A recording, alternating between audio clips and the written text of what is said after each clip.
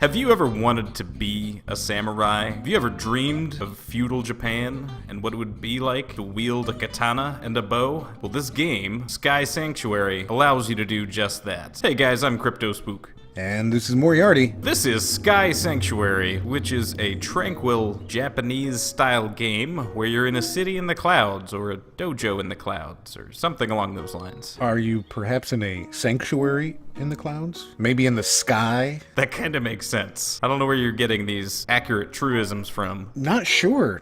You know, it would be smart for them to name it something like Sky Sanctuary, but I'm sure they thought about that and there's a good reason why they didn't. This game is a competition game where you have to master the samurai arts. And those include katana cutting, what do they call the bamboo mats? Bamboo mat cutting, and archery. Two very true skills for a samurai. Okay. The music I thought was pretty nice. This is just like a play around kind of thing? No, there is two different activities you can do. You can do cutting with the katana, and you can do archery, and there's many different archery modes, but unfortunately there's only one mode for cutting with the katana. But there are three different levels of difficulty for it. So this is Fruit Ninja? No, this is not Fruit Ninja. Very different from Fruit Ninja. So I guess this is called the Takagiri?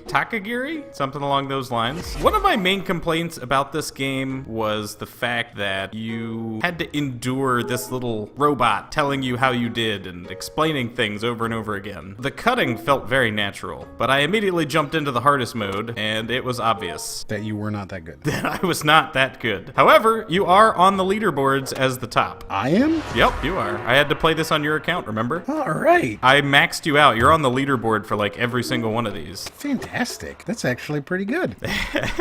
Hey, so if you see my name on there, just know that was me. I did that.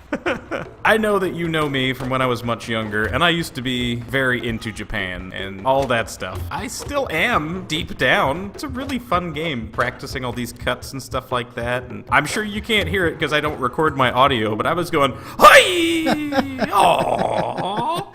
That's great. It was so much fun. So you had a lot of fun with this game. I had a lot of fun playing it. That's why I probably did like 10 different times trying to get the high score and everything. It was a lot of fun. I will say that it was somewhat lacking in activities. I believe it's in early access. Okay, so the game is coming out in early access. So it's very important to maintain correct angle for your katana and everything like that while you're slashing, and to pay attention to which direction they want you to make the cut in order to get accurate cuts. If you go slow, you can get a much higher score than if you're actually doing it like you would if you were gonna cut this. It looks like the whole idea is to just kind of give you time to get used to it, and then as it gets harder and harder, you have to go faster and faster. Though I do notice that there seems to be a timer, like you only get a certain number of misses, but you can keep going as long as you're getting it. If you miss, that green bar goes down. You miss too many times, you're out. Yep. That sounds exactly right. The other main activity in the game is skeet. Is that chicken skeet? Yes, there is turkey skeet. You will shoot chickens as they fly through the air. This is much more difficult than you would imagine. Looks hard. It is hard. It's super hard. I don't know. Why are you shooting chickens? This seems really very cruel to animals. Because they're delicious. That's why. Yeah, you guys have got to get rid of this robot. Yeah, my main complaint is this stupid robot who wants to have a conversation with me that lasts like a minute and a half after every freaking round. So I recently was on vacation, and I tried out a game called Best Fiends, which is essentially just Candy Crush, but way more heavily monetized. One of the things that annoyed me about that game, more than anything I've ever seen ever in the history of any game, was there are unskippable cutscenes in a mobile game. Unskippable cutscenes. That is awesome. If you're playing the game and you complete a level, all of a sudden there's an unskippable cutscene where you're just sitting there staring at the story in a mobile game. And that's kind of what this feels like. It's like, look, I get that you want to tell me, oh, you can do better. Your path to mystery is far from over. But go away, bro. That's exactly what I kept saying to myself. Like, I hate him. I just wanted to kill him. I wanted him to die. I'm watching this happen and I hate him. Why are you keeping me from playing your game? I don't understand it. Let me play your game. Go away, stupid robot. That is absolutely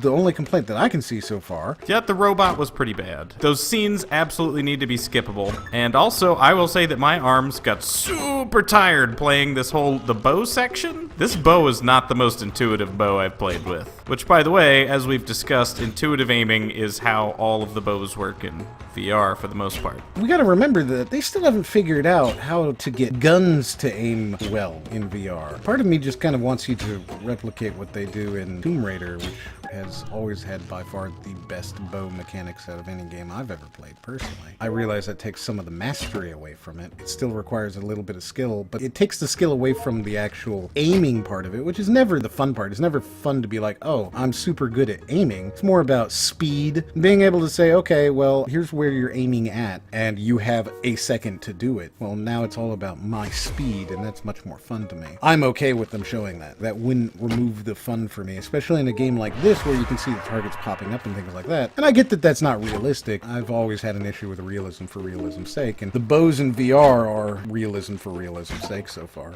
So what do you think? Does this game seem to be lacking a little bit of content to you? There was only 2 significant activities. However, there are very clear indicators that there are further parts of the game coming. In our video, Dear VR Developers, which is a list of 14 things that we really want to see developers start implementing in VR games, especially these Generation 1 games, scale is one of the things that was on our list. We really wanted developers to start playing with scale, making you big, making you small. So I already am very pleased to see this. I'm not sure that it's a lack of content. Most of these games have a lack of content. There is no killer VR app. This looks like it's fun. I just want them to make it more of a game. And right now it's not really a game. And you gotta get rid of this robot guy. Give me the chance to turn him off, or give me the chance to skip him entirely. Let me cut him in half. If I'm shooting your robot with a bow, I don't want him there anymore. There's a game called Warcube where the developer has put himself into the game in several places. We did a review on the game and it's really nice. If you shoot him with an arrow, you know what happens? He goes away. Well, that's awesome. The entire introduction ends, everything. You can shoot him with an arrow and make him go away right away. That kind of an implementation, I think it's really neat, and I would like to see that in more games that are going to institute these flying robot helpers, which seem to be